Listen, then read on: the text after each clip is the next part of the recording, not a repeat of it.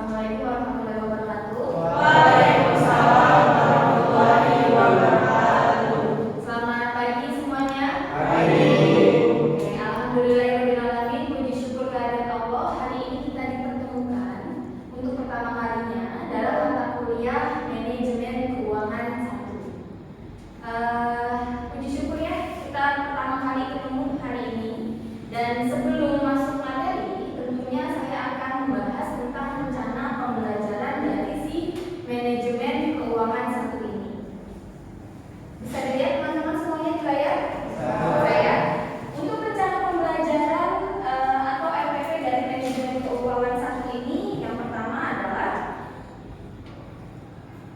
nah di sini bisa dilihat bahwa manajemen keuangan 1 ini adalah prasyarat atau mata kuliah prasyarat dari pengantar ilmu keuangan, di mana mata kuliah ini adalah menjelaskan tentang konsep dasar teori manajemen keuangan, baik mengenai tujuan maupun keputusan-keputusan keuangan dalam apa? Dalam menjalankan fungsi manajemen keuangan.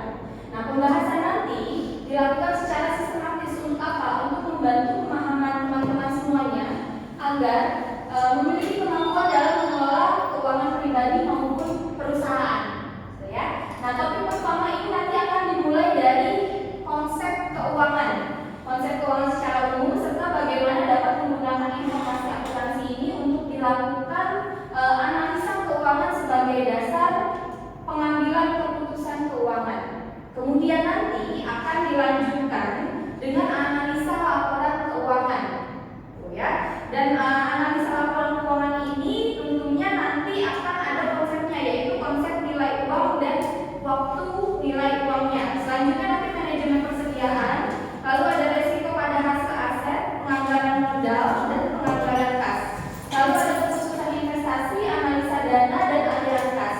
Lalu ada juga kebijakan dividen, break-even point, pendanaan jangka panjang atau yang disebut dengan penilaian obligasi, serta nanti ada pembahasan tentang leasing dan restrukturisasi perusahaan. Adapun mata kuliah manajemen keuangan ini berbobot 3 SKS, artinya nanti kita akan ada 21 kali pertemuan ya teman-teman. Dan capaian pembelajaran dari manajemen keuangan 1 ini adalah nanti kalian akan dapat memahami dasar dari manajemen keuangan, lalu menganalisanya, serta nanti kalian juga bisa melakukan pengambilan keputusan suatu perusahaan. Seperti itu ya. Berikut adalah rencana pembelajaran dari mata kuliah manajemen keuangan 1 ini. Adapun pada pertemuan kali ini untuk kegiatan perkuliahannya, yang pertama ada pendahuluan. Nanti akan dibahas tentang kemampuan akhir yang akan diharapkan. Nanti kalian akan mampu menjelaskan pengertian, lalu tujuan manajemen keuangan dan prinsip-prinsip keuangan serta ruang lingkupnya. Lalu bahan kajiannya berasal dari buku yang bertema konsep dasar manajemen keuangan. Lalu metode pembelajarannya dengan nanti ceramah dan diskusi. Itu. Lalu medianya adalah yang kita gunakan saat ini, yang saya gunakan, yang ibu gunakan saat ini adalah dengan proyektor, lalu secara lisan ibu berbicara dan juga dengan papan tulis nanti ya. Lalu untuk penutupnya nanti akan ada sesi tanya jawab ya teman-teman semua.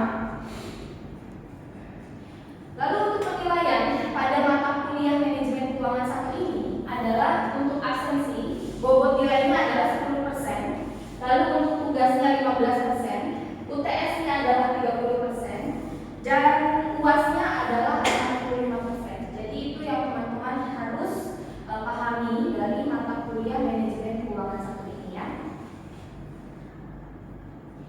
Lalu tujuan pembelajaran di pertemuan pertama kita ini dalam mata kuliah manajemen keuangan 1, yang pertama adalah mahasiswa mampu memahami dan menjelaskan pengertian dari manajemen keuangan. Yang kedua, mahasiswa mampu memahami dan menjelaskan tujuan dan pentingnya manajemen keuangan. Dan yang ketiga, mahasiswa mampu memahami dan menjelaskan kegiatan atau ruang lingkup dari manajemen keuangan. Dan yang keempat, mahasiswa nanti akan mampu memahami dan menjelaskan prinsip-prinsip keuangan. Gitu ya. Lanjut saja, kita masuk ke dalam materi dari pertemuan pertama kita ini ya.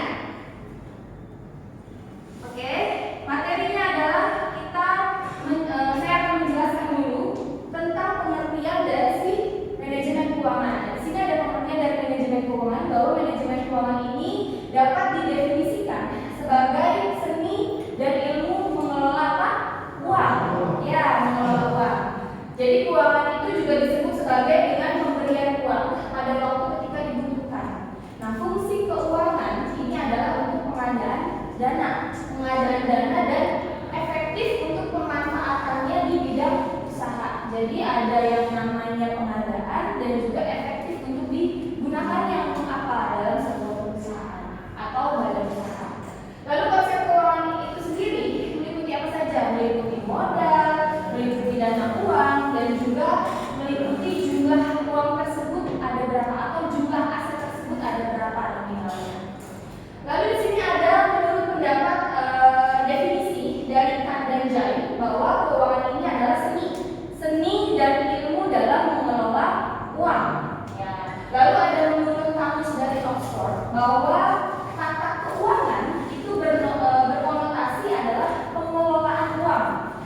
Lalu Webster Newell-Leggett mendefinisikan bahwa keuangan ini adalah sebagai suatu ilmu pengelolaan dana, termasuk pengelolaan dana sebagai sistem yang mencakup peredaran uang, pemberian kredit, pembuatan investasi, dan ketentuan fasilitas perbankan.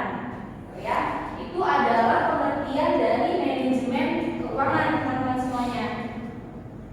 Adapun tujuan dari manajemen keuangan pasti akan ada yang namanya tujuan dari pengertian, pasti ada namanya tujuan. Tujuannya apa?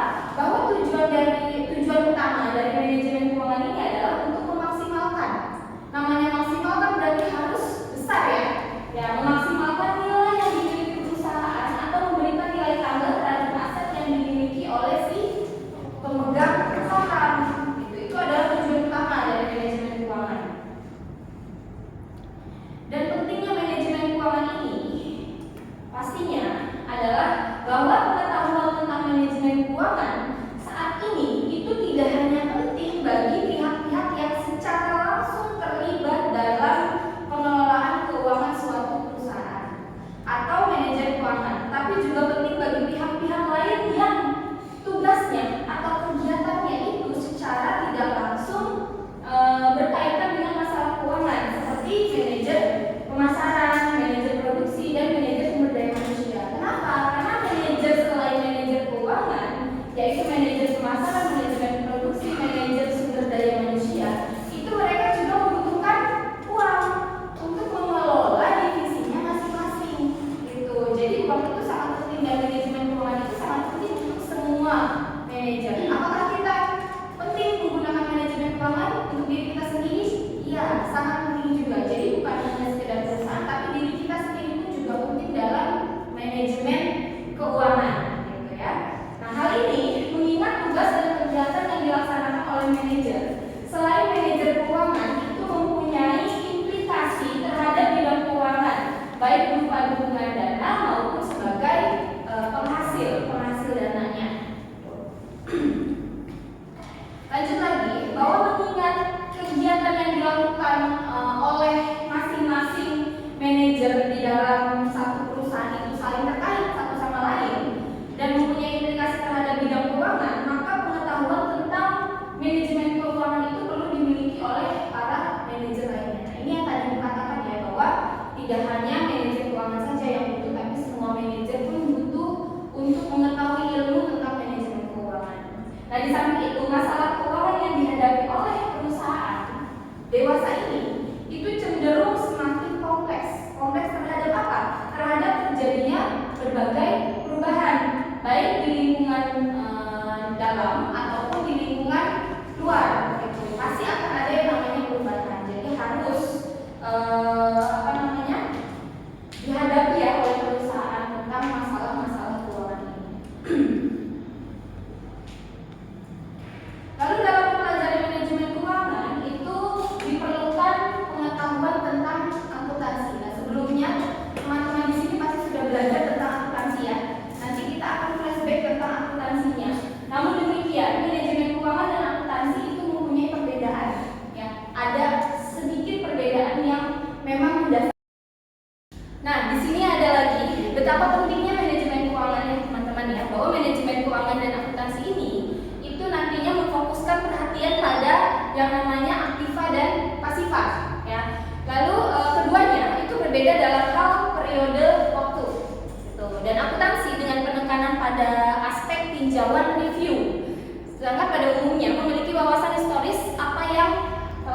terjadi gitu kan. Nah, salah satu tujuan utamanya itu adalah untuk mempertanggungjawabkan apa yang telah terjadi di masa lalu gitu. Jadi akuntan ini akan membuat neraca untuk menentukan posisi keuangan perusahaan pada saat tertentu atau melakukan audit terhadap laporan keuangan untuk menguji akurasinya. Jadi manajemen keuangan ini dengan penekanan pada pembuatan keputusan itu lebih memfokuskan pada masa depannya. Kalau akuntansi pada masa lalu, kalau manajemen keuangan pada masa depan atau future. Dan tugas manajemen keuangan ini adalah untuk memanfaatkan pandangan akuntansi tentang kondisi keuangan perusahaan di masa lalu dan saat ini. Nah, itu betapa pentingnya dari si manajemen keuangan ya.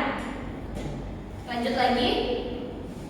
Nah, di sini ada ruang lingkup dari manajemen keuangan. Bisa dilihat di sini, ruang lingkup dari manajemen keuangan itu terdiri dari 3. Yang pertama ada keputusan pendanaan. Meliputi apa saja? Bahwa keputusan pendanaan ini meliputi kebijakan manajemen dalam pencairan dana perusahaan. Oke. Nah, misalnya apa? Kebijakan menerbitkan sejumlah obligasi atau kebijakan utang jangka pendeknya atau jangka panjangnya si perusahaan. Lalu yang kedua ada keputusan investasi. Berupa apa keputusan investasi itu? Bahwa kebijakan penanaman modal perusahaan kepada aktiva tetap atau fixed asset seperti gedung, tanah, atau mesin dan lain-lainnya. Ya, ada ruang lingkup dari manajemen keuangan tadi sudah dijelaskan bahwa ada 3. Yang pertama ada keputusan pendanaan, yang kedua ada keputusan investasi, dan yang ketiga adalah keputusan pengelolaan aset. Lanjut lagi ada prinsip manajemen, bahwa prinsip manajemen ini terbagi menjadi 8 ya. Yang pertama ada prinsip self interest behavior, yang kedua ada prinsip risk aversion, yang ketiga ada prinsip diversification, yang kelima ada prinsip signaling, yang keenam ada prinsip capital market efficiency, dan yang ketujuh ada prinsip risk return trade off, dan yang kedelapan ada prinsip time value of money. Nah, itu adalah prinsip dari manajemen keuangan yang harus kalian pahami ya. Karena ini adalah dasar dari manajemen keuangan sebelum nanti kalian masuk ke dalam pertemuan-pertemuan selanjutnya. Oke, sampai sini kita sesi tanya jawab. Silakan ada yang mau bertanya. Saya Bu. Ya, boleh silakan tanya apa? Saya mau nanya Bu, fungsi utama dari manajemen keuangan itu apa sih Bu? Fungsi utama dari manajemen keuangan ya. Jadi manajemen keuangan ini fungsinya ada 5. Yang pertama itu ada fungsi perencanaan atau bahasa Inggrisnya adalah planning, di mana kita harus merencanakan dulu keuangannya. Yang kedua ada fungsi alokasi dana atau disebut dengan budgeting atau penganggaran, di mana setelah kita siapkan kita anggarkan ya kan. Yang ketiga ada fungsi pengendalian atau controlling, setelah kita anggarkan kita kendalikan ya kan. Yang keempat ada fungsi pemeriksaan atau disebut dengan auditing. Setelah dikendalikan kita harus periksa dulu valid atau tidak valid ya kan. Nah, yang terakhir itu ada fungsi laporan atau reporting. Kita harus membuat reportnya dari si manajemen keuangan. Nanti bentuknya adalah laporan keuangan seperti itu ya. Itu adalah fungsi dari si manajemen keuangan. Ya, sama-sama. Oke, yang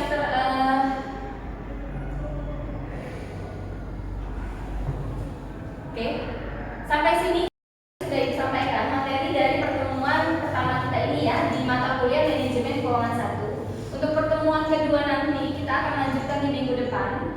Namun sebelum masuk pertemuan kedua di minggu depan, ada tugas untuk teman-teman yaitu untuk mengkaji tentang analisis laporan keuangan berupa rasio keuangan, jenis rasio keuangan, serta perbandingan rasio keuangan. Di mana tentang analisis laporan keuangan ini nantinya akan kita bahas di pertemuan kedua gitu. Jadi agar teman-teman lebih memahami materi, alangkah baiknya teman-teman kaji terlebih dahulu. Sumbernya dari mana? Dari referensi teman-teman. Bebas referensinya dari mana? Dari buku boleh saja gitu ya. Sampai sini dulu untuk pertemuan kita hari ini ya. Jika tidak ada